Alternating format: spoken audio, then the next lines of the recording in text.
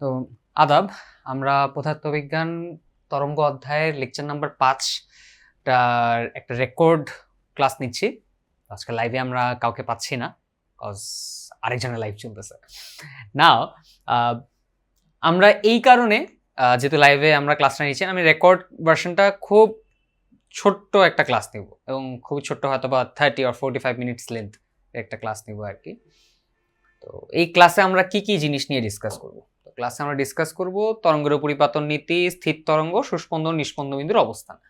তো যেমনটা বললাম যে আমি তো ভাবছিলাম লাইভ ক্লাস হবে, তো এই কারণে আমরা হয়তো বা লাইভ ক্লাসে এই 3টা টপিক নিয়ে ডিসকাস করতাম, বাট যেহেতু রেকর্ড ক্লাস, আপনাদের সুবিধার্থে খুব কম টপিক আমরা ডিসকাস করবো আর কি এই ক্লাসে। তো শুরু করি, একটা আইডিয়া থেকে শুরু করি। সো আইডিয়াটা কি? সো লেটস সে আপনার একটা দড়ি রাখা আছে, হ্যাঁ, দড়ি রাখা আছে এবং দড়িটা এই প্রান্তে আটকানো আছে। তাহলে এই প্রান্তে দড়িটা আটকানো আছে, ওকে ফাইন, দড়িটা আটকানো আছে। এখন এই দড়িটা এই দণ্ড দিয়ে যুক্ত, এবং এই দণ্ডের মধ্যে দিয়ে আমি কি করবো? একটা আলোড়ন তৈরি করবো। তো একটা আলোড়ন তৈরি হবে, রাইট? আলোড়ন তৈরি হবে, এই আলোড়নটা এরকম একটা আলোড়ন তৈরি হবে। এই আলোড়নটা সামনের দিকে এগিয়ে যাবে, তো আমরা সামনের দিকে একটু পর পর আগাইতে থাকি। এটা ধরেন যে সময় যখন t = 1 সেকেন্ড, তখন এখানে ছিল। সময় t = 2 সেকেন্ড, এটা কোথায় থাকবে? সময় t = 2 সেকেন্ড, এটা কোথায় থাকবে? তখন আমরা এক কাজ করি, আমরা এই জিনিসটা একটা কপি রাখি।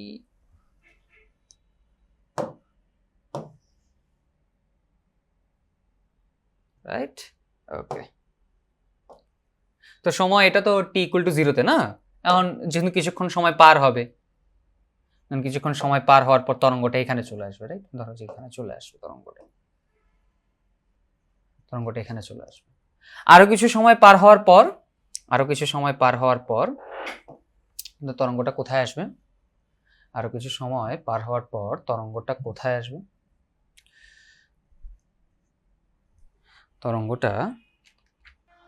ওকে, তাহলে এখন তরঙ্গটা কোথায় থাকবে? এখন তরঙ্গটা থাকবে একদম প্রান্তে গিয়ে আঘাত করবে আর কি, হ্যাঁ, তরঙ্গটা প্রান্তে গিয়ে আঘাত করবে।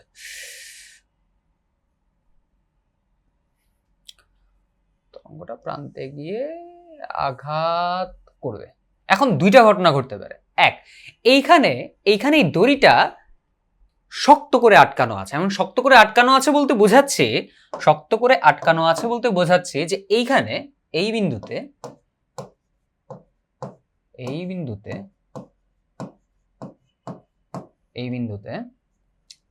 এই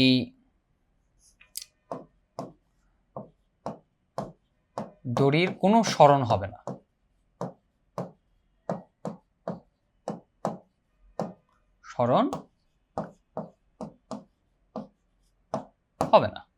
দড়ির কোনো সরণ হবে না। তাহলে এখন ঘটনাটা কি ঘটবে? এই বিন্দুতে দড়ির কোনো সরণ হবে না, কিন্তু এই যে কোণাগুলোর মধ্যে দিয়ে যে আলোড়নটা পাস করে যাচ্ছে, সেই আলোড়নটা পাস করার সময় কি করবে? এই অংশটা উপরের দিক বরাবর বল প্রয়োগ করবে। কোথায়? এই বিন্দুতে একটা ঊর্ধ্বমুখী একটা বল প্রয়োগ করবে। হ্যাঁ, তাহলে দড়ি বল প্রয়োগ করবে F, ধরো তো দড়ি F পরিমাণ বল প্রয়োগ করবে উপরের দিকে। কার উপর বলটা প্রয়োগ করবে? এই সিস্টেমের উপর, মানে এই যে এই দণ্ড আর এই বিন্দুর উপর এই বলটা প্রয়োগ করবে। তাহলে দণ্ড দড়ির উপর রিঅ্যাকশন ফোর্স হিসেবে বল প্রয়োগ করবে নিচের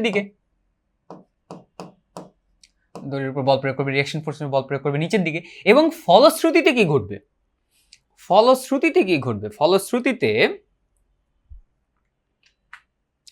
ফলশ্রুতিতে আপনার এইখানে যে তরঙ্গটা দেখতেছেন, এই তরঙ্গটা আপনার দেখবেন এরকম করে, তরঙ্গটা উল্টে যাবে। মানে কারণটা বুঝাইতে পারছি? কারণটা হচ্ছে যে প্রথমত হচ্ছে এই দিকে সরণ, মানে এই দিকে বল প্রয়োগ করবে। কে বল প্রয়োগ করবে? এই আলোড়নটা উপরের দিকে বল প্রয়োগ করবে। কার উপর? এই বিন্দুর উপর, যে বিন্দুটা কিনা এই দণ্ডের সাথে শক্তভাবে আটকানো। তাহলে এই দণ্ড ইন রিপ্লাই বল প্রয়োগ করবে দড়ির উপর নিচের দিক বরাবর। দণ্ডের উপর বল প্রয়োগ করবে নিচের দিক বরাবর, এবং এই নিচের দিক বরাবর বল প্রয়োগ করার কারণে এই যে দড়ির মধ্যে দিয়ে যে আলোড়নটা রিফ্লেক্ট করে মানে প্রতিফলিত হবে, এই রিফ্লেকশনটা হবে এদিক বরাবর। তাহলে দড়ির মধ্যে দিয়ে আলোড়নটা এখন রিফ্লেক্ট করে এদিক বরাবর চলে আসবে। তাহলে এই আলোড়নটা রিফ্লেক্ট করতেছে এদিক বরাবর রিফ্লেক্ট করতেছে, রাইট? তাহলে এই আলোড়নটা এদিক বরাবর যাচ্ছিল আর এই বরাবর রিফ্লেক্ট করছে, এবং রিফ্লেকশনের ক্ষেত্রে সরণ বা ডিসপ্লেসমেন্টটা হচ্ছে বিপরীত দিক বরাবর। তাহলে এই ক্ষেত্রে সরণ যদি মানে এই পালসটা যদি হয় এরকম, লেটস সে যে এই পালসটাকে আমরা যদি একটা গাণিতিক রূপ দিই, মানে যদি একটা প্রপার গাণিতিক রূপ দিই, তাহলে এভাবে লিখতে পারি, লেটস সে যে 5e to the power minus x by 2t whole square. ধরো যে এটা হচ্ছে আমার এই তরঙ্গটা আর কি। তাহলে যে রিফ্লেকশন, সেই রিফ্লেকশনেরটাকে আমরা লিখতে পারবো, সামনে একটা মাইনাস সাইন আসবে, সেটা হচ্ছে minus 5e to the power x minus vt whole square, sorry vt না প্লাস vt, কারণ তরঙ্গ বিপরীত দিক বরাবর সরণ ঘটাইতেছে। এখন তার মানে হচ্ছে আমাকে এখানে লিখতে হবে x plus 2t whole square, right? কেন তরঙ্গটা বিপরীত দিক বরাবর গতিশীল।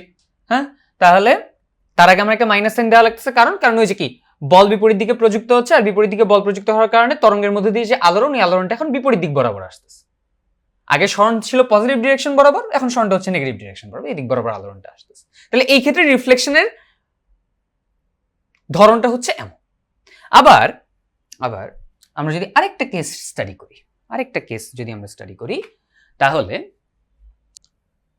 আরেকটা কেসে আমরা বলবো যে এই যে দণ্ডটা আর কি, এই দণ্ডের মধ্যে এই যে দড়িটা ফ্রিলি আটকানো আছে। ফ্রিলি আটকানো বলতে বোঝাচ্ছি যে শক্তভাবে আটকানো নাই, তাহলে এরকম করে একটা রিং এর মতো করে এই দড়ির সাথে আটকানো আর কি। আবার একটু ক্লিয়ার করে এরকম করে একটা দড়ি দিয়ে আটকানো। হ্যাঁ, তাহলে আমরা একটু ওই যে দণ্ডটা আছে ওটাকে একটু ওকে দড়ি দিয়ে আটকানো আছে, এভাবে করে আটকানো আছে, এবং এই রিংটা এই দণ্ডের সাথে এমন ভাবেই আটকানো আছে যেন এই টোটাল সিস্টেমটাকে টান করে রাখতে পারে। কিন্তু যখন এই আলোড়নটা এই বিন্দুতে এসে পৌঁছাবে, তখন এই দণ্ড এই দড়ির উপর কোনো বল প্রয়োগ করবে না, কারণ এটা কি করবে, এটা সম্পূর্ণভাবে উপরে উঠে যাবে, কারণ তার উপরে ওঠার উপর কিন্তু কোনো প্রকার বাধা প্রযুক্ত হচ্ছে না, ফ্রিলি এটা মুভ করতে পারবে। যদি এটা ফ্রিলি মুভ করতে পারে, তাহলে তখন ঘটনাটা কেমন দাঁড়াবে আর কি, মানে যখন এটা ফ্রিলি মুভ করতে পারবে তখন ঘটনাটা কেমন দাঁড়াবে। আহা, এটা একটা মেস আপ হয়ে গেল।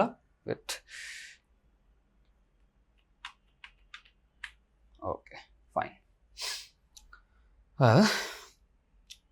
তাহলে ঘটনাটা কেমন দাঁড়াবে,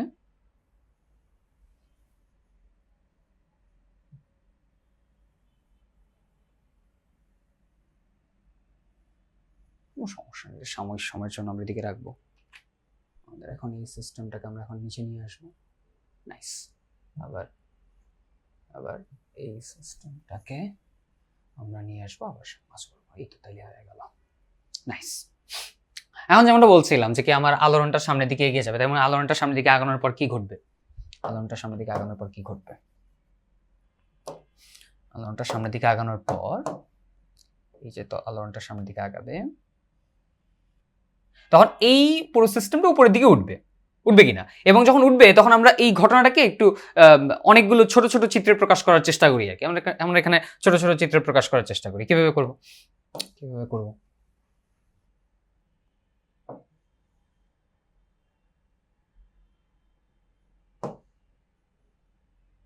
ওকে নাইস। তো যখন এই আলোড়নটা এখানে আসবে আর কি,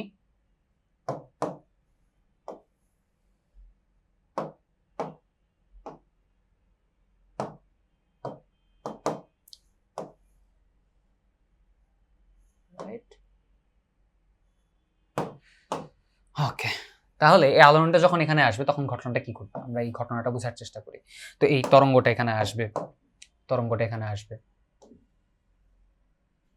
তো কি হবে, এই যে এখানে তো মুক্ত প্রান্ত মানে এখানের মধ্যে কোনো বাধা প্রযুক্ত হবে না, মানে কি আলোড়নের সাথে সাথে এই কোণাটা উপরের দিকে উঠতে থাকবে, মানে এই যে রিংটা, যে রিং এর মাধ্যমে এটা মুক্তভাবে চলাফেরা করতে পারে আর কি, এই দণ্ডের মধ্যে দিয়ে এই আটকানো অংশটা, এই দড়ি আর এই দণ্ডের মধ্যে যে সংযোগ, এই রিংটা এই দণ্ডের মধ্যে দিয়ে ফ্রিলি মুভ করতে পারে, উপরে নিচে মুভ করতে পারে।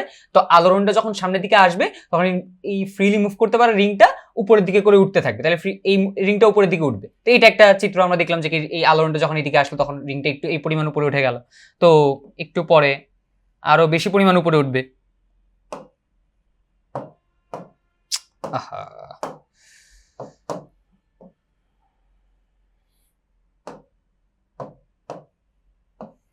একদম বেশি পরিমাণ উপরে উঠবে, তো বেশি পরিমাণ উপরে উঠে গেল।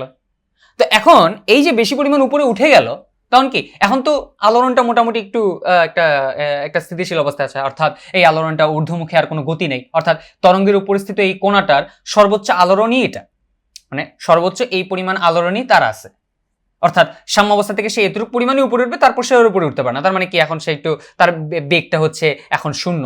কিন্তু এই যে বেগ যখন শূন্য হলো তখন এই যে পুরো সিস্টেমটাকে একটা টান টান অবস্থায় চলে আসে, মানে এর মধ্যে এখন স্থিতিস্থাপক শক্তি কিছুটা আছে, এবং এর কারণে কি ঘটবে, যেহেতু একটু টান টান অবস্থায় আছে, এখন এই সিস্টেমটা এখন আবার নিচের দিকে নামা শুরু করবে। তাহলে এই সিস্টেমটা এখন আবার নিচের দিকে নামা শুরু করবে, রাইট? তাহলে আমরা এই সিস্টেমটাকে এখন নিচের দিকে নিয়ে যাব, রাইট?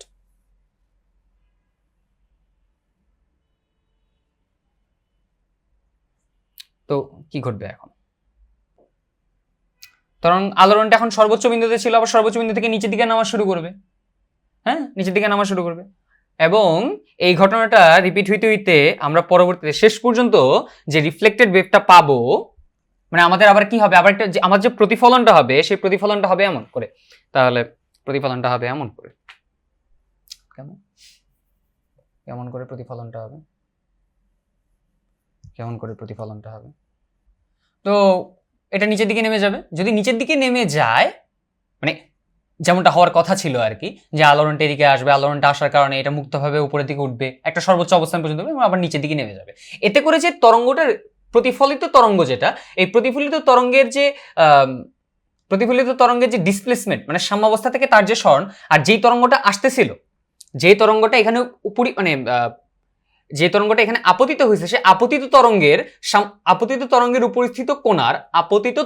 উপস্থিত কোণার সরণ ছিল ঊর্ধ্বমুখে, রাইট? খেয়াল করেন, আপতিত তরঙ্গের, এই তরঙ্গটা তো আপতিত হয়েছে, তাই না? আপতিত তরঙ্গের সরণ ছিল কোন দিকে? ঊর্ধ্বমুখে। এবং যে রিফ্লেক্টেড বা প্রতিফলিত তরঙ্গ, এই প্রতিফলিত তরঙ্গের সাম্যাবস্থা থেকে সরণ কি? ঊর্ধ্বমুখে, ঠিক আছে? তাহলে এই ক্ষেত্রে আমরা বলতে পারি, যদি আমার আপতিত তরঙ্গের জন্য সমীকরণটা যদি হয় ইনসিডেন্ট ওয়েভ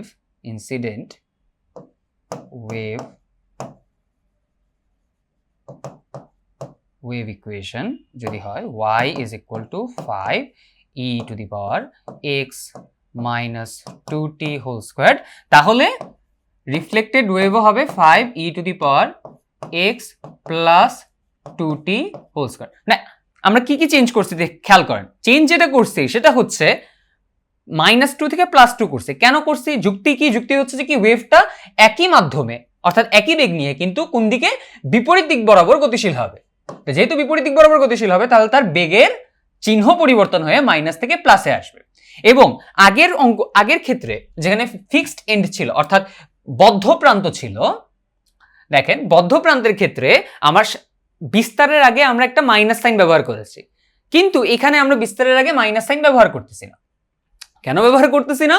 কারণ আমার যে বিস্তার, সেই বিস্তার মানে প্রতিফলিত তরঙ্গের যে বিস্তার,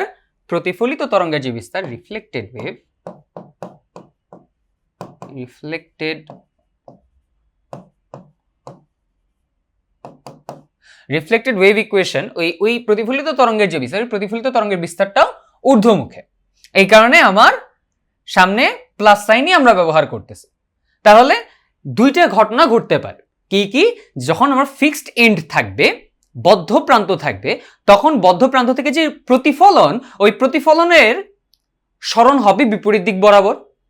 এবং খোলা প্রান্ত যদি থাকে, যেমন এই ক্ষেত্রে ছিল খোলা প্রান্ত বলতে বোঝাইতেছে এরকম একটা রিং আছে, যে রিংটা মানে যেখানে প্রতিফলনটা ঘটতেছে সেই রিংটা মুক্তভাবে উপরে নিচে উঠতে পারে। সেই কেসে আমার বিস্তারটা একই দিক বরাবর হচ্ছে, সরণ প্রতিফলিত তরঙ্গের সরণ একই দিক বরাবর হচ্ছে, এই কারণে আমরা এখানে প্লাস সাইন ব্যবহার করতেছি। তো এটা যে হয় মানে এটাই যে হয় সেটা আমরা এখন একটু দেখবো, আমরা একটা ভিডিও ডেমনস্ট্রেশন দেখবো আর কি। হ্যাঁ, ওকে। তো আমরা কিছু প্রস্তুত করছি এখানে, তো ভিডিওটা একটু মনোযোগ দিয়ে দেখবেন। ওকে, আমরা একটু শুরু থেকে দেখব। দুইটা কেসই এখানে দেখানো আছে। তো দেখেন কোনো ভিডিও আওয়াজ নাই, তো আমি একটু ডিকটেক্ট করতে থাকবো কি হচ্ছে। খেয়াল করেন ওটা কিন্তু ফিক্সড এন্ড ছিল এবং যে রিফ্লেকশন, এই রিফ্লেকশনটা কেমন ভাবে হচ্ছে, এই রিফ্লেকশনটা হচ্ছে বিপরীত দিক বরাবর।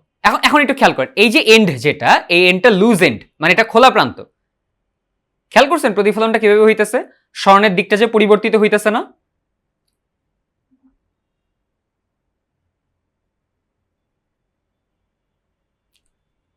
খেয়াল করছেন ভিডিওটা, খেয়াল করতেছেন?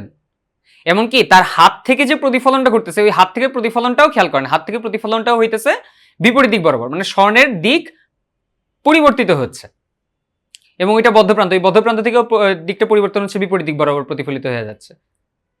এবং লুজ এন্ড যেটা, এই লুজ এন্ড থেকে যে প্রতিফলন আসছে দেখেন প্রতিফলনটা কি হচ্ছে, একই দিক বরাবর হচ্ছে। হাত থেকে যে প্রতিফলনটা হচ্ছে খেয়াল করেন, হাত থেকে প্রতিফলনের কারণে দিক পরিবর্তন করতেছে, স্বর্ণের দিক পরিবর্তিত হচ্ছে। তাহলে এই খোলা ও বদ্ধপ্রান্তের যে কেস, এই খোলা ও বদ্ধপ্রান্তের কেসটা আমরা দেখতে পাইলাম। আমি যে ডেমনস্ট্রেশনটা দেখাইতে চেয়েছি সেটা আপনারা দেখতে পারছেন। এখন এই সিনারিওতে, এই প্রেক্ষাপটে আমি আপনাদের কাছে একটা প্রবলেম রাখতে চাইতেছি। তো প্রবলেমটা কি? প্রবলেমটা হচ্ছে যদি আমরা এমন একটা কাজ করি যে কাজে আমার এই যে আমার একটা দড়ি রাখা থাকবে, আমার একটা দড়ি রাখা থাকবে, একটা দণ্ডে আটকানো থাকবে সেটা। এবং আমি কি করব, আমি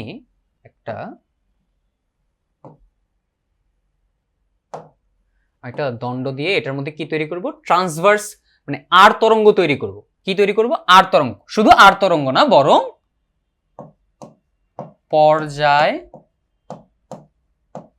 পর্যায়বৃত্ত আর তরঙ্গ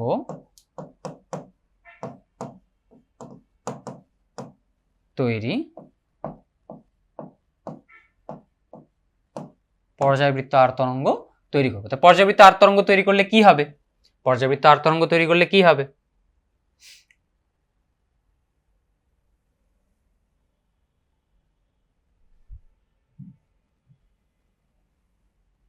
পর্যায়বৃত্ত আর তরঙ্গ তৈরি করলে কি হবে?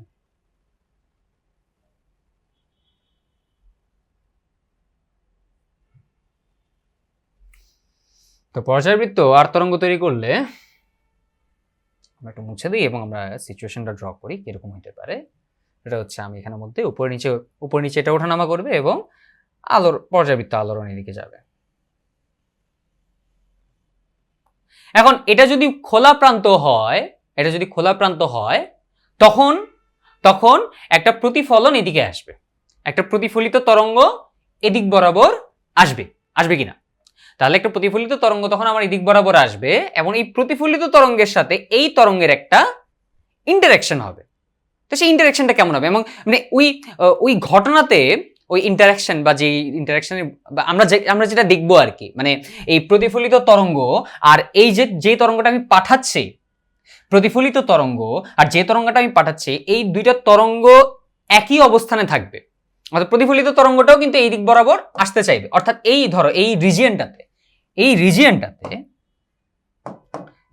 রিজিয়নটাতে আমার একই সাথে আপতিত তরঙ্গও থাকবে এবং প্রতিফলিত তরঙ্গও থাকবে। গিভেন দ্যাট যদি ধরি যে একটা খোলা প্রান্ত, তাহলে আপতিত তরঙ্গের সমীকরণটা হইতেছে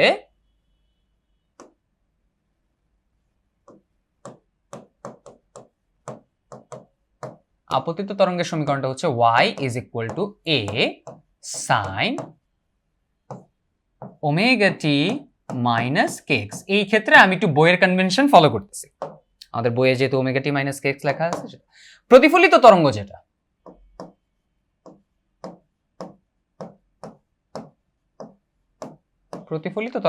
সেটা হচ্ছে y equal to y equal to a sin omega t plus kx। এখন খেয়াল করেন, আমার যেহেতু খোলা প্রান্ত, এটা কোন কেসে? খোলা প্রান্তের কেসে। তাহলে খোলা প্রান্তের কেসটা যদি বুঝাইতে চাই, তাহলে আমাদের এখানে একটু রিং এর মতো আঁকি, তাহলে এটা খোলা প্রান্ত, খোলা প্রান্ত। তাহলে এভাবে প্রতিফলিত হবে। এখন এই দুইটা এই যে আপতিত তরঙ্গ আর এই প্রতিফলিত তরঙ্গ একই সাথে একই অবস্থানে থাকবে, তখন আমরা কি হইতে দেখব? That's the question we want to answer. এবং সেই জায়গাটাতে আমরা তরঙ্গের উপরিপাতন নীতি নিয়ে কথা বলবো। তরঙ্গের উপরিপাতন নীতি নিয়ে আমরা এর মাঝে একটা আলাপ করার চেষ্টা করেছি। আমরা বলেছি যে তরঙ্গের যে সমীকরণ, সেই তরঙ্গের সমীকরণ একই সাথে, মানে তরঙ্গের সমীকরণ যদি y1 ফাংশনের জন্য, y1 তরঙ্গ ফাংশনের জন্য কাজ করে, তরঙ্গের সমীকরণ যদি y2 ফাংশনের জন্য কাজ করে, তাহলে তরঙ্গের সমীকরণ একই সাথে ay1 প্লাস by2 তরঙ্গের জন্য কাজ করবে। অর্থাৎ এটা যদি আমরা একটু ঠিকভাবে লিখি, তরঙ্গের উপরিপাতন নীতির যে মানে ম্যাথমেটিক্স যেটা, সেটা হচ্ছে যদি y1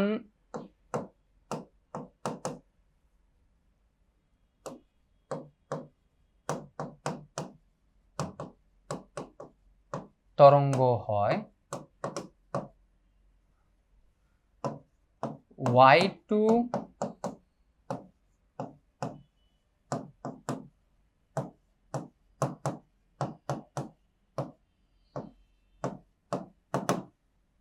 তবে ay1 প্লাস by2 ও একটি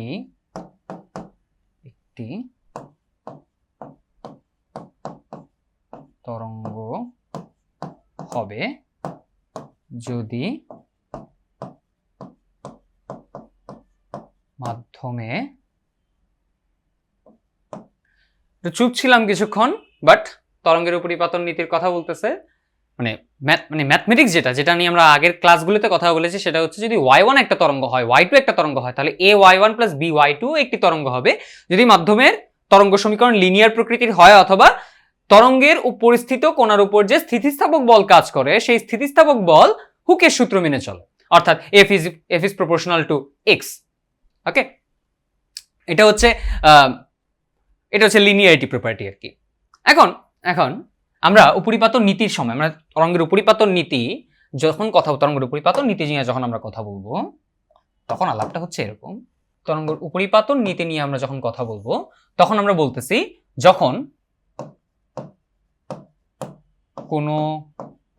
কোনো মাধ্যমের,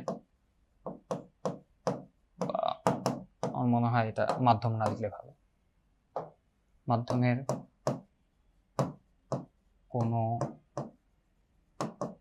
কোনো কোণার উপর দুই বা ততোধিক আলোড়ন বা তরঙ্গ, তবে ওই কোণার লব্ধি সরণ হবে প্রতিটি তরঙ্গের জন্য আলাদা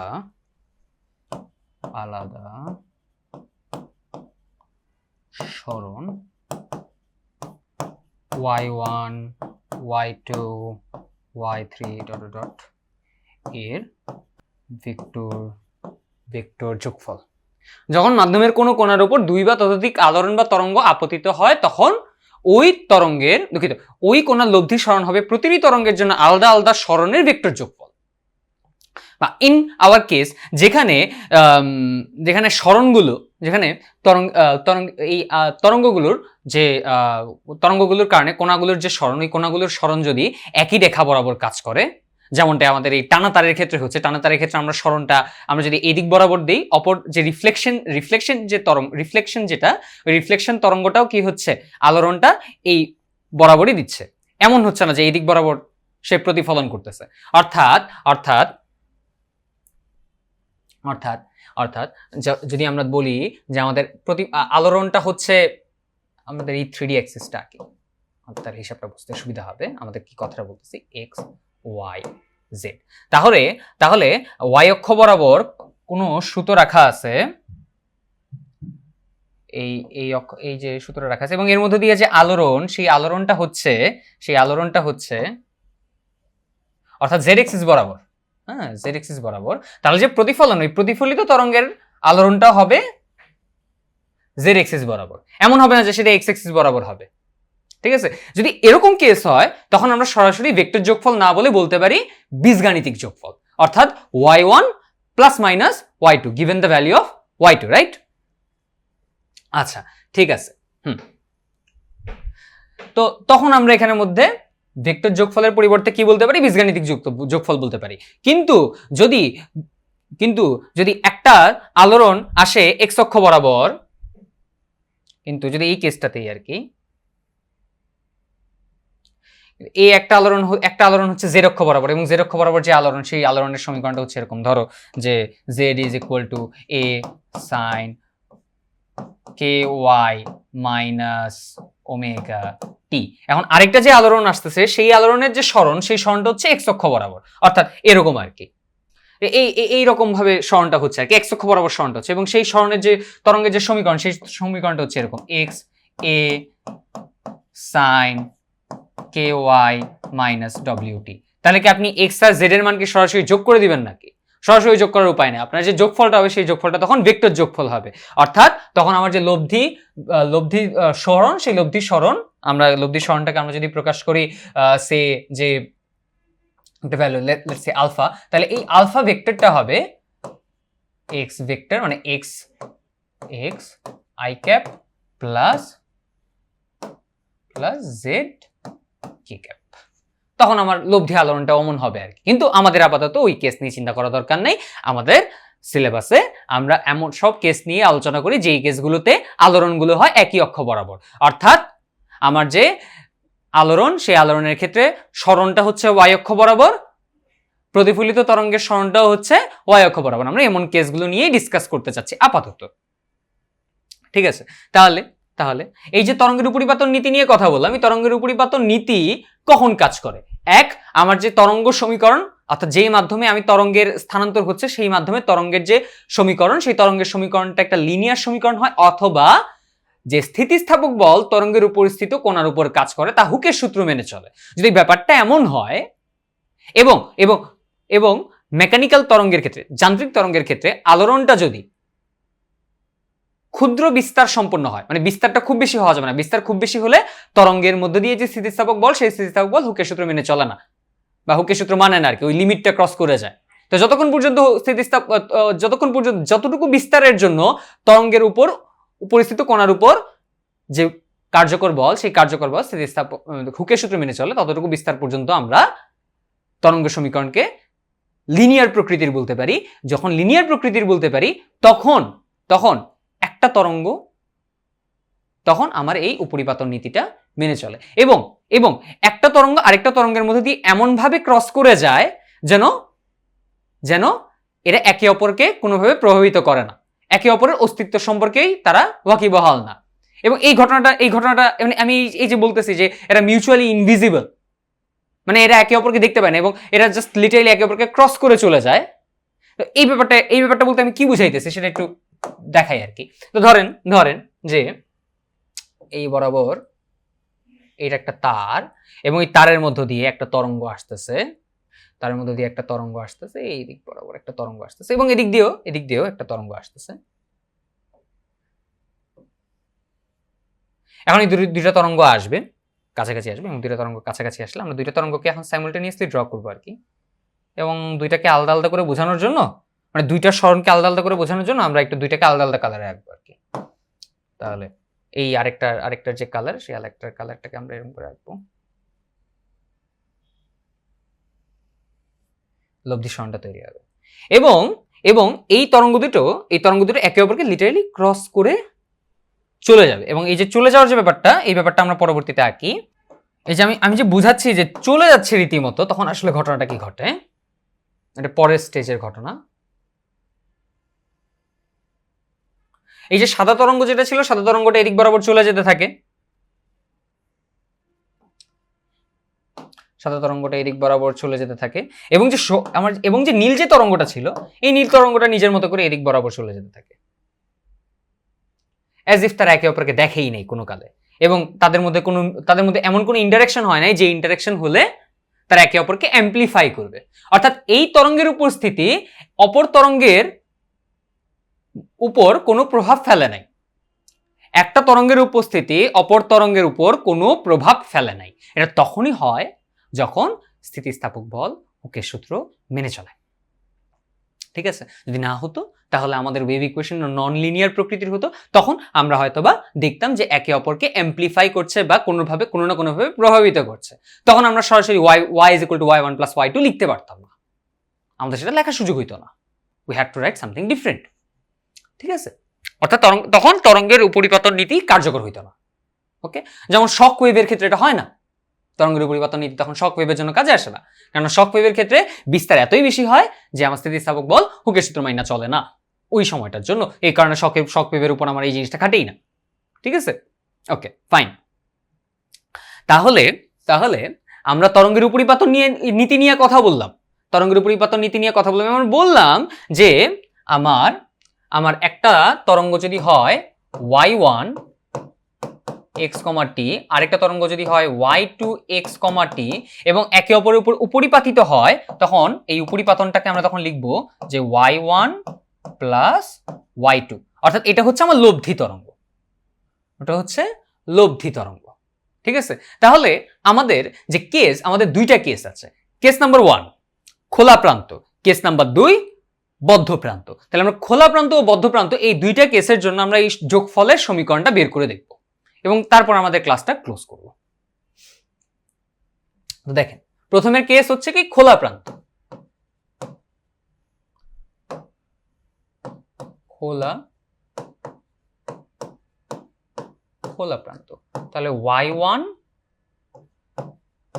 x, t can be written as, মানে এটা হচ্ছে আপতিত তরঙ্গটা আর কি, সেটাকে আমরা লিখি a sin omega t minus kx, এবং খোলা প্রান্ত থেকে যে রিফ্লেকশনটা আসবে সেই রিফ্লেকশনটা প্রতিফলিত তরঙ্গের যে সমীকরণ, সেই প্রতিফলিত তরঙ্গের সমীকরণটা y2 is equal to a sin omega t plus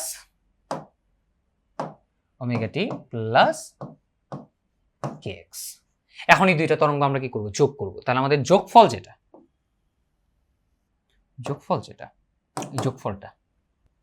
হচ্ছে, এবং দেখেন এই যে এই যোগফলটা আমরা যে করতেছি, এই যোগফলের ক্ষেত্রে আমার বিস্তার দুইটা সমান, ওমেগার ভ্যালু কে এর ভ্যালু কোনো পরিবর্তন হয় নাই। হ্যাঁ, তাহলে আমরা লিখতে পারি sin omega t plus kx plus sin omega t minus kx। আপনারা যদি সামান্য ত্রিকোণমিতি জানেন তাহলে এখান থেকে সরাসরি লিখতে পারেন 2a sin omega t cos kx, 2a sin omega t cos kx। Okay,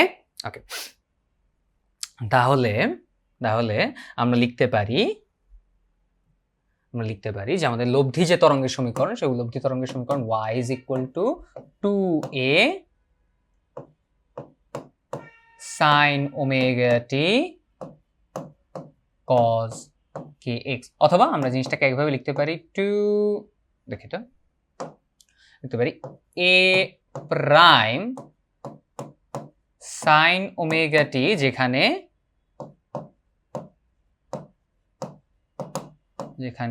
a prime সমান 2a cos kx।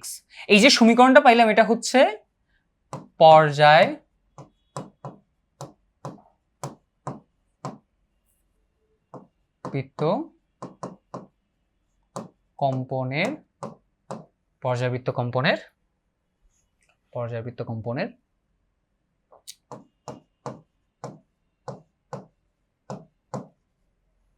সমীকরণ।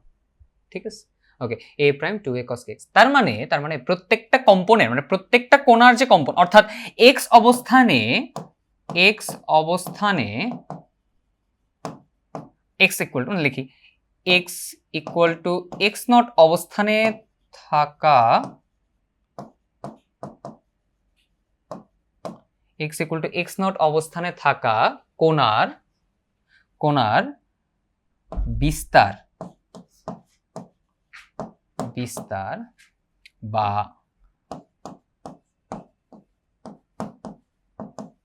সর্বোচ্চ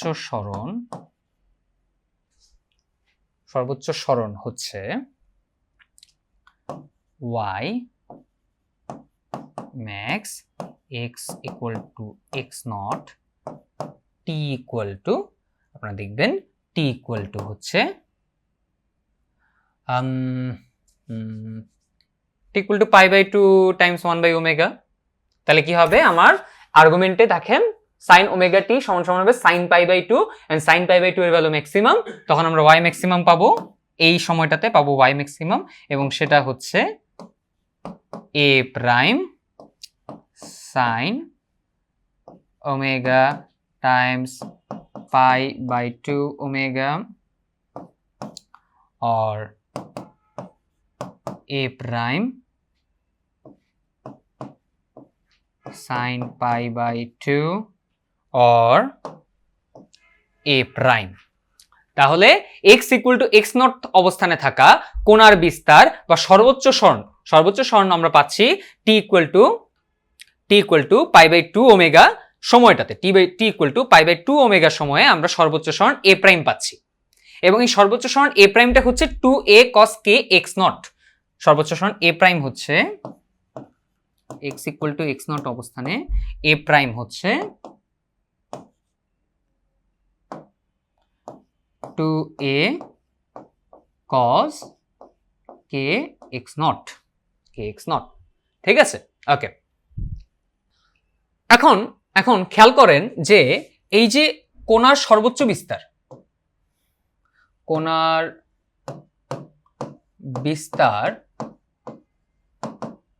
a প্রাইম সমান হচ্ছে 2a cos kx যা x চলকের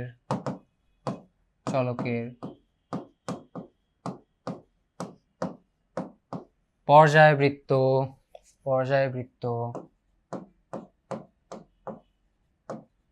x চলকের পর্যায়বৃত্ত ফাংশন কোণার বিস্তার a prime is equal two 2a cos kx যা x চলকের পর্যায়বৃত্ত ফাংশন। কোণার বিস্তার a prime is equal two 2a cos kx যা x চলকের পর্যায়বৃত্ত ফাংশন। নাও যেহেতু পর্যায়বৃত্ত ফাংশন তার মানে বুঝতে পারতেছেন যে কোণার বিস্তার কখনো কিছু অবস্থানের জন্য কোণার বিস্তার হবে সর্বোচ্চ, কিছু অবস্থানের জন্য কোণার বিস্তার পাবোই না। তাহলে কোন সেই অবস্থান x এর কোন ভ্যালুগুলোর জন্য আমার বিস্তার শূন্য হবে, অর্থাৎ ওই অবস্থানগুলোতে আমি কোনো কম্পন পাবো না, সেই x এর সেই ভ্যালুগুলো কত, সেই ভ্যালুগুলো হতে হবে এমন যাতে করে cos kx ইকুয়াল টু 0 হয়। তাহলে আমরা পাবো নিষ্পন্দ বিন্দুর যে অবস্থান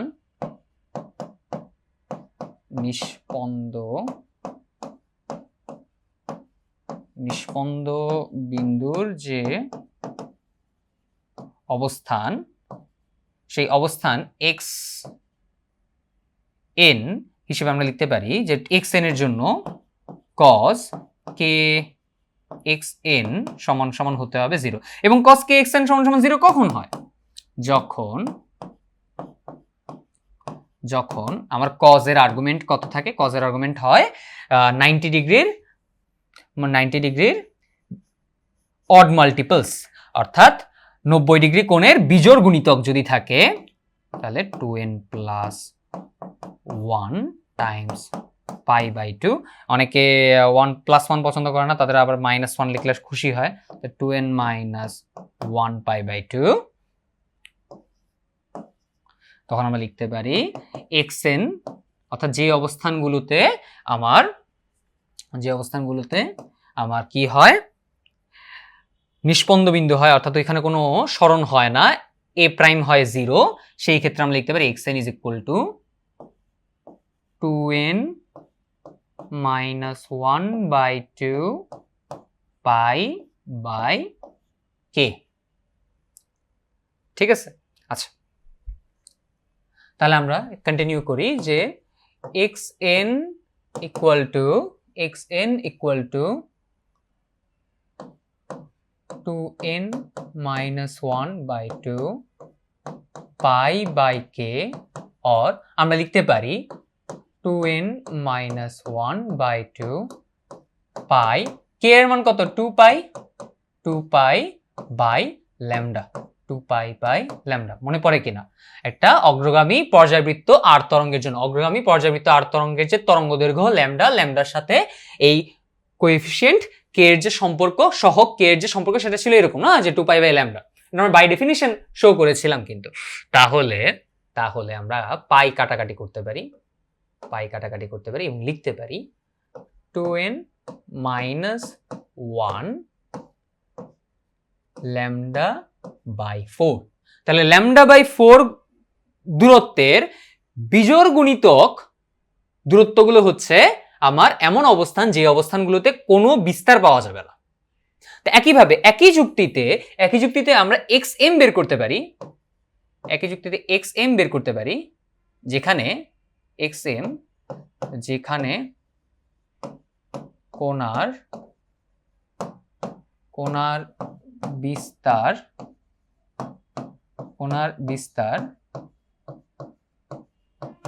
বিস্তার সর্বোচ্চ হয়, অর্থাৎ cos kxm is equal to 1, বা আমরা লিখতে পারি +-1, অথবা আমরা লিখতে পারি cos square kxm is equal to +1। তাহলে এটা তখনই সম্ভব যদি kxm সমান সমান হয় m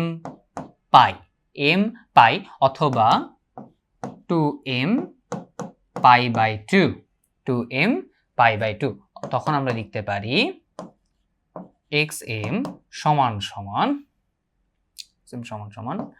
2m pi by 2 1/2 pi by lambda, or আমরা লিখতে পারি 2 পাই যদি বাদ দিয়ে দিই তাহলে লিখতে পারি ল্যামডা বাই 4 এর জোড় গুণিতক। তাহলে ল্যামডা বাই 4 এর জোড় গুণিতক অবস্থানে আমার কোণার বিস্তার হচ্ছে সর্বোচ্চ। ল্যামডা বাই 4 এর জোড় গুণিতক অবস্থানে আমার কোণার বিস্তার হচ্ছে সর্বোচ্চ। এটা কখন, এই ব্যাপারগুলো আমরা কখন পাচ্ছি, যখন এই ব্যাপারগুলো আমরা তখনই পাচ্ছি যখন আমাদের কোণার বিস্তার, যখন প্রতিফলিত তরঙ্গ আমরা একটা খোলা প্রান্ত থেকে প্রতিফলিত তরঙ্গ পাচ্ছি। এই কারণে আমার যে লব্ধি তরঙ্গ তৈরি হয়েছে সেই লব্ধি তরঙ্গের জন্য সুস্পন্দ বিন্দু ও নিষ্পন্দ বিন্দুর অবস্থানগুলো এরকম আসছে। আপনারা দেখবেন যে যদি বদ্ধ প্রান্ত থেকে যে রিফ্লেকশনটা আসে এবং সেই রিফ্লেকশনের কারণে যে লব্ধি তরঙ্গটা তৈরি হয়, সেই ক্ষেত্রে সুস্পন্দ আর নিষ্পন্দ বিন্দুর অবস্থানের পরিবর্তন ঘটে। সেটা আপনারা নিজেরা চেক করে দেখতে পারেন। You must, it's your homework. But এখন আমরা কিছু সহজ ডেরিভেশন করব, যেটা না করলেই নয়। সেটা হচ্ছে পরপর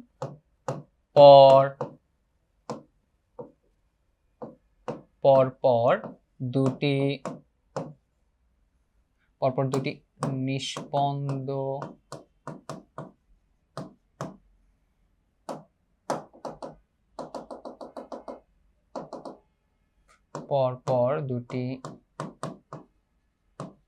নিষ্পন্দ বিন্দুর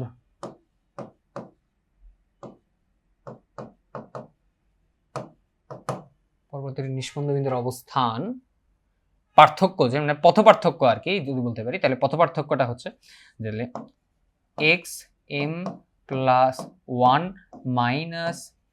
- xm না লিখে xn লিখি, যেহেতু আমরা নোটেশনটা ভেবে দিয়েছি। xn plus 1 minus xn।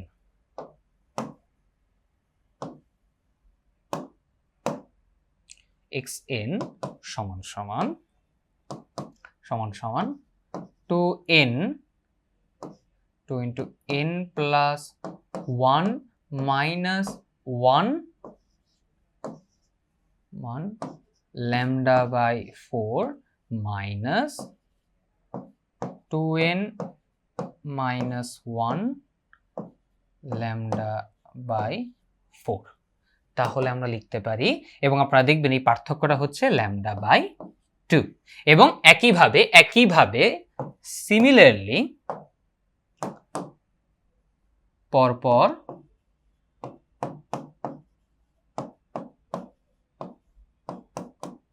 দুটি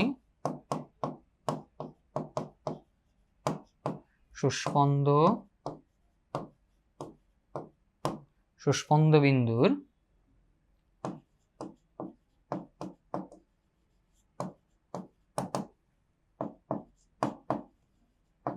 আপনারা যদি দেখেন পাবেন হচ্ছে lambda by 2। Okay, simple mathematics. এখন আমরা বলছি যদি বদ্ধ প্রান্তের জন্য তাহলে কেমন হবে সমীকরণটা। তাহলে বদ্ধ প্রান্তের জন্য যদি আপতিত তরঙ্গের সমীকরণটা হয় y1 ইকুয়াল টু যদি হয় a sin omega t minus kx, তাহলে আপনি লিখবেন y2 is equal to minus a sin omega t plus kx, অথবা আপনি লিখতে পারেন a sin omega t minus kx plus pi,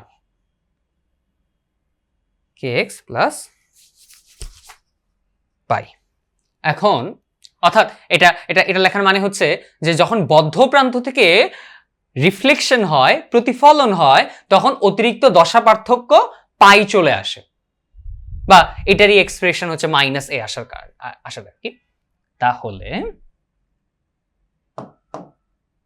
তাহলে আমার যে লব্ধি তরঙ্গ, সেই লব্ধি তরঙ্গ y হচ্ছে, এটা কোন কিসের জন্য? বদ্ধ প্রান্তের জন্য, তাই না? লব্ধি তরঙ্গ y হচ্ছে, যেমনটা আপনারা যোগ করে দেখবেন, সেটা হচ্ছে 2a cos omega t, 2a cos omega t। খুব সম্ভবত সাইনের সামনে একটা মাইনাস সাইনও আসতে পারে, রাইট? সামনে একটা মাইনাস সাইনও আসবে খুব সম্ভব। আর একটু ভেবে দেখি, দাঁড়াও।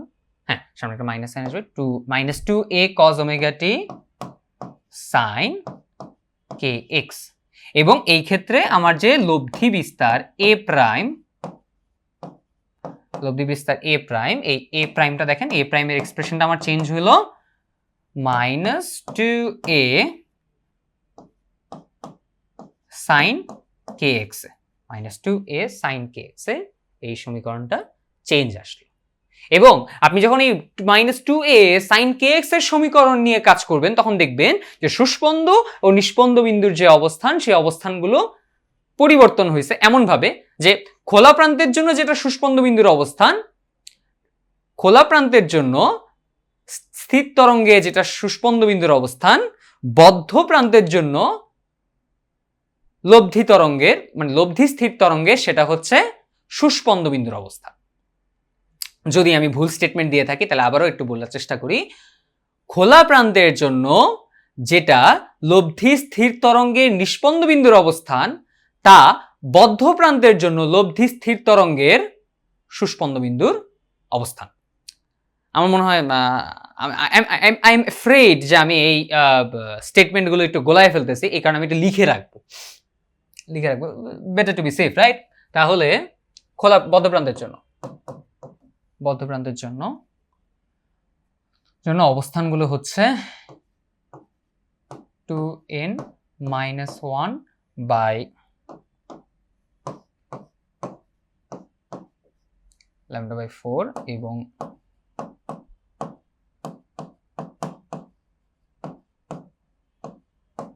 নিস্পন্দ বিন্দুর জন্য হচ্ছে 2n lambda by 4।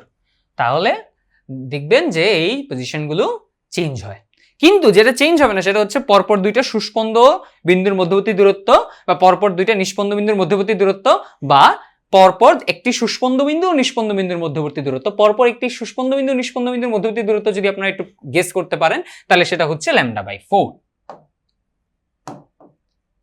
λ/4। তাহলে তাহলে আমরা এখন আবার একটা ডেমনস্ট্রেশন দেখি যে আমাদের স্ট্যান্ডিং ওয়েভগুলো দেখতে কেমন হয়। তো এটা তো একটা হচ্ছে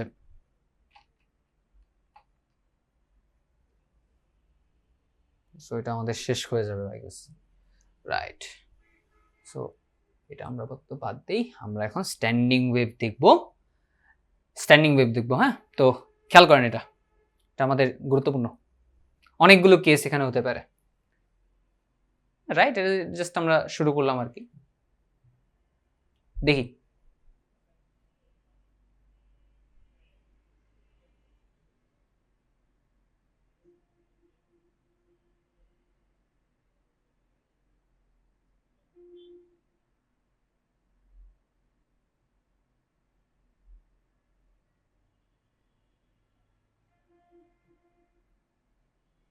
নোড নোড এন্টিনোড, ঠিক আছে।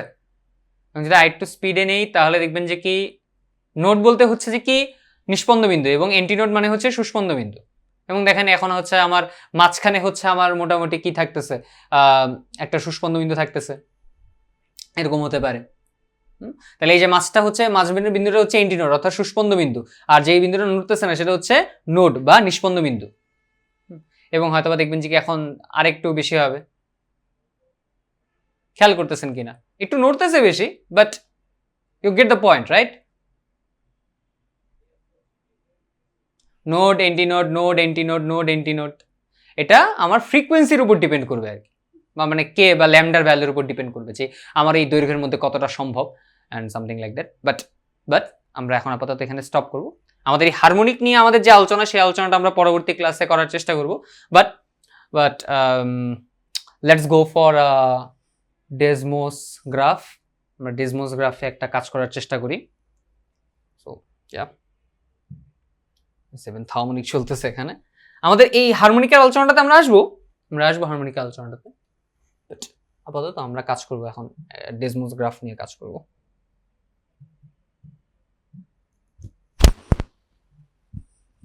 ওকে, তো ডেসমোস গ্রাফ আমাদের অনেক কাজে আসবে আজকে। আমরা এই দুইটা তরঙ্গই দেখবো আর কি।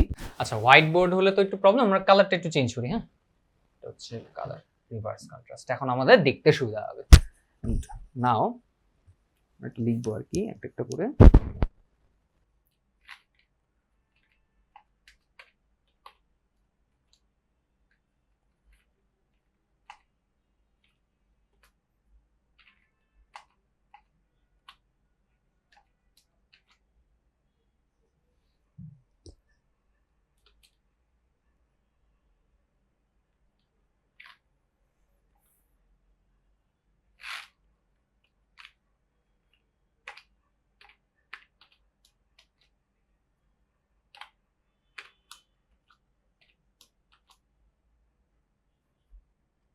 Fine, fair enough. এখানের মধ্যে ভ্যালুটা আমার 0 বসাতে হবে। 0 না বসালে এটা কেটে 0 বসাই।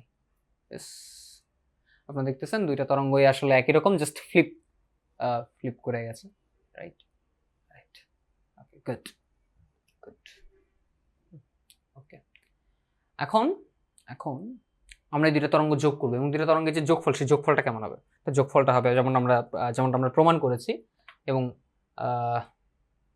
যেমনটা আমরা প্রমাণ করেছি সেটা হচ্ছে হোয়াট ইফ আচ্ছা সরাসরি লিখি। যোগফলটা কত হবে? যোগফলটা হবে 2 ইন্টু 2, আচ্ছা 10, রাইট। 2 ইন্টু 5 10, তারপর যেহেতু যোগ তাহলে হচ্ছে যে কি sign 2t cos x, right. এবং আমরা যেন এই জিনিসটাকে দেখতে পারি আর কি প্রপারলি, কারণ আমাদের একটা তরঙ্গ তো আছে হচ্ছে যে কি একটা হচ্ছে সবুজ তরঙ্গ, একটা হচ্ছে পিঙ্ক তরঙ্গ, মানে গোলাপি তরঙ্গ, এবং আরেকটা হচ্ছে সবুজ, যেটা সবুজটা হচ্ছে আমার লব্ধি তরঙ্গটা আর কি। এখন আমরা এই লব্ধি তরঙ্গটাকে যদি প্রপারলি দেখতে চাই, তাহলে আমরা এই লেভেলটাকে একটু উপরে নিয়ে যাবো আর কি, যেন আমরা দেখতে পারি আর কি। হ্যাঁ, তাহলে আমরা একটু যেন দেখতে পারি, আমরা জিনিসটাকে একটু উপরে নিয়ে যাবো। তাহলে এটা কতটুকু উপরে নিব, লেটস সে উপরে নিব হচ্ছে, ওকে। তাহলে দেখেন এই তরঙ্গটা হচ্ছে এখানে কাজ করতেছে, আর এই বাকি দুটো হচ্ছে নিচে থাকতেছে। তাহলে এই দুইটা তরঙ্গের পরিপাতনের ফলে যে লব্ধি, সেই লব্ধিটা আমরা উপরে দেখবো আর কি। So let's begin with time আর কি। এখানে তো আমাদের সময় শুরুটা হবে আমাদের 0 থেকে, এবং আমাদের যে শেষ, এখন আমরা যখন দেখবো, এই যে দেখেন, সি দেখতেছেন তো? হ্যাঁ,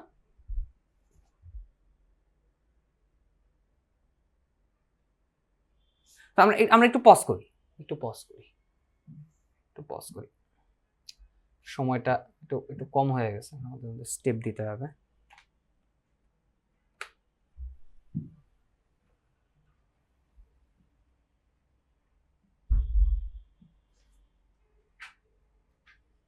এটা অনেক ফাস্ট।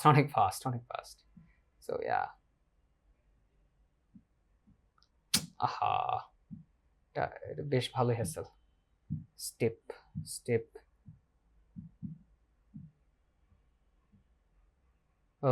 ইয়া, এটা ভালো হ্যাসেল। তাহলে আমাদের এখানে এত বেশি দেওয়া যাবে না, আমরা কমাই দিই তাহলে। ইয়া, তো আমাদের এই জিনিসটা যেন একটু স্লোলি হয় আর কি, মানে এটা তো ঘটনাটা অনেক দ্রুত ঘটে যাচ্ছে, তো আমরা যেন একটু স্লোলি, আমরা বেগটা একটু কমাই দিব আর কি। যে আগে বেগ ছিল 2, এখন আমরা বেগ কমাই দেবো। হ্যাঁ, তাহলে দেখো এখন ঘটনাটা কেমন ঘটে। এই যে আস্তে আস্তে হচ্ছে, এই যে একটা তরঙ্গ এদিকে যাচ্ছে, গোলাপি তরঙ্গটা এদিকে যাচ্ছে, সবুজ তরঙ্গটা ওদিকে যাচ্ছে। আবার দেখি আস্তে আস্তে, এই যে এই তরঙ্গটা এদিকে যাচ্ছে, এই তরঙ্গটা ওদিকে যাচ্ছে, রাইট? আপনারা দেখতে পাইলেন, তাই তো? আচ্ছা, নাইস। তাহলে এটা কি, এটা হচ্ছে যে কি, খোলা প্রান্ত থেকে যে প্রতিফলন, এই প্রতিফলনের জন্য এটা হচ্ছে গ্রাফ, তাই না? এখন যদি বদ্ধ প্রান্ত থেকে প্রতিফলনের কারণে যে স্থির তরঙ্গ তৈরি হবে, সেই স্থির তরঙ্গের গ্রাফটা আমরা যদি করতে চাই, তাহলে তখন সমীকরণটা কেমন হবে? তখন সমীকরণটা হচ্ছে এখানে ভ্যালুগুলো চেঞ্জ হয়ে যাবে, এবং অবভিয়াসলি এখানের মধ্যে কিছু গাফিলতিও আছে। আমি গাফিলতিটা কি, আমি যখন এখানের মধ্যে বেগ পরিবর্তন করছি, আমি নিচেরটা বেগ পরিবর্তন করিনি, তো এই পরিবর্তনটা আমাকে করতে হবে। আচ্ছা, এখন হচ্ছে যে কি আমার আসল তরঙ্গটা আসছে আর কি। আমরা আবার একটু দেখে নিই, কারণ আমাদের একটু আগে ডেমনস্ট্রেশন একটু ভুল গেছে, আমি বেগ পরিবর্তনটা করিনি ঠিক মতো করে। আবার দেখি, হ্যাঁ, এই যে এখন স্লোলি, খেয়াল করছেন? আশা করি দেখতে পাইছেন। আমরা স্টেপটা একটু বাড়াই দিই, তাইলে আমাদের কাছে দেখতে আর একটু ইজি হবে।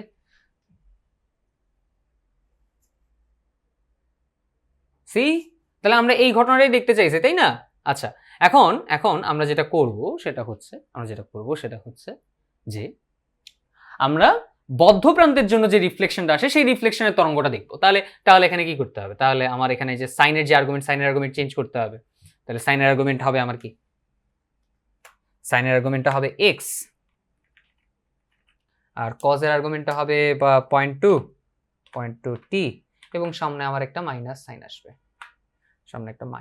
আসবে, এবং আমি এই জিনিসটাকে আরো উপরে নিয়ে যাব। আচ্ছা, এখন এখানে একটু বিপদ হয়েছে না? তাহলে এটা একটু বাড়াই দিই, তাহলে এটাকে একটু 20-এ দিয়ে দিই।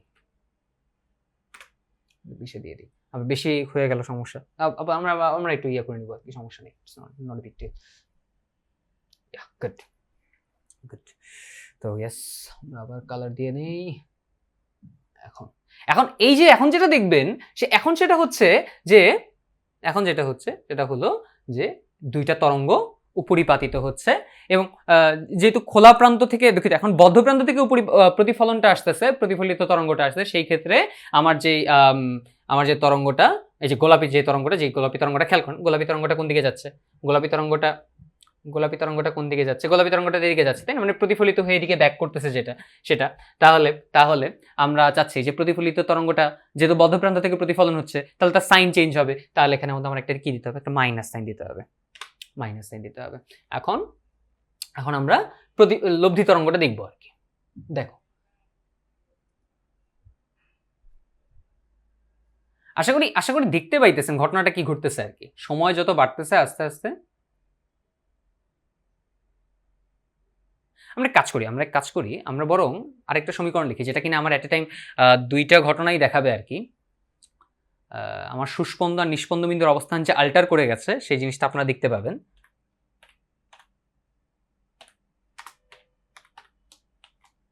সাইন (2t cos x) এবং সেটাকে আমরা দিব -20 তে রাখবো। তাহলে এটা আমাদের নিচে আসলে আমরা যে নিচে যে তরঙ্গটা দেখতেছি সেই নিচের তরঙ্গটা হচ্ছে বদ্ধ প্রান্ত, দেখিত খোলা প্রান্ত থেকে যে প্রতিফলনটা হচ্ছে সেটা, খোলা প্রান্ত থেকে যে প্রতিফলনটা হচ্ছে সেটা, এবং বদ্ধ প্রান্ত থেকে যে প্রতিফলনটা আসে সেই প্রতিফলনের জন্য তরঙ্গটা হচ্ছে এই সবুজ তরঙ্গ। তাহলে সাদা যেটা দেখতেছেন সেটা হচ্ছে বদ্ধ প্রান্ত থেকে যে প্রতিফলন আসতেছে সেটা। না, ভুল বললাম, খুবই ভুল বললাম। আবার বলি, সবুজ তরঙ্গটা হচ্ছে বদ্ধ প্রান্ত থেকে যে প্রতিফলন আসছে সেটা, এবং সাদা তরঙ্গটা হচ্ছে খোলা প্রান্ত থেকে যে প্রতিফলনটা আসতেছে সেটা। ওকে, নাও উই আর গুড। আমরা এখন দেখব যে সুস্পন্দ আর নিষ্পন্দ বিন্দুর অবস্থানটা পরিবর্তিত হয়। এগুলো আমাদের জন্য এখন মিনিংলেস, রাইট?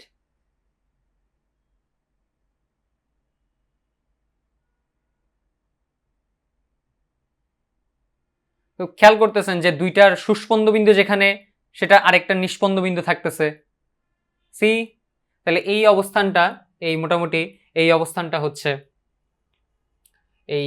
এই অবস্থানটা হচ্ছে, আর এখানের মধ্যে এই অবস্থানটা হচ্ছে মোটামুটি দেখা যাচ্ছে যে কি এই লাইন বরাবর এটার যে এটা সুস্পন্দ বিন্দু, এটা নিষ্পন্দ বিন্দু এক বরাবর চলে আসছে আর কি। সো আই গেস আমাদের যা দেখা দরকার ছিল আমরা ততটুকু দেখলাম, আমাদের গ্রাফটা দেখা হয়ে গেছে, আমাদের ডান। অ্যান্ড আজকের ক্লাসটা আমরা এখানে ক্লোজ করব। This done. আমরা নেক্সট ক্লাসে স্থির তরঙ্গ সংক্রান্ত কিছু অঙ্ক করব আর কি, হ্যাঁ, এবং আমরা বিট নিয়েও কথা বলবো, হ্যাঁ, তারপর আরো কিছু অঙ্ক করব। তো নেক্সট ক্লাসটা আপনাদের হইতেছে, নেক্সট ক্লাস যেটা আপনাদের হবে সেটা হচ্ছে কখন? 13ই মে মঙ্গলবার রাত 9টায়। সো আপনাদেরকে ক্লাসে পাবো আশা করি। এতদিন পর্যন্ত অনেক বেশি তাত্ত্বিক আলোচনা হয়েছে, হয়তোবা আমি কিছু বলছি যে জিনিসগুলো আপনাদের মাথার উপর দিয়ে যাইতে পারে, বা আমার বোঝার মধ্যে কিছু ঘাটতি থাকতে পারে, বাট নাও আমরা এই ক্লাস লেকচারের এমন একটা জায়গায় আছে যেখান থেকে আমরা কম বেশি সবাই উপকৃত হইতে পারবো। সেটা কি? আমরা অঙ্ক সমাধান করবো আর কি। আমাদের সিলেবাসে তো আসলে অঙ্ক সমাধান করাটা বেশি গুরুত্বের সাথে দেখা হয়, তো আমরা এখন ওই জায়গাটাতে আছি। এবং চ্যাপ্টারের সবচেয়ে গুরুত্বপূর্ণ পার্ট হচ্ছে স্থির তরঙ্গ সংক্রান্ত সমস্যা সমাধান করা তরঙ্গ অধ্যায়ের ক্ষেত্রে। তো এই অংশটাতে আমরা একটু সবাইকে চাচ্ছি আমাদের ক্লাসে যেন আপনারা উপস্থিত থাকেন। So tata.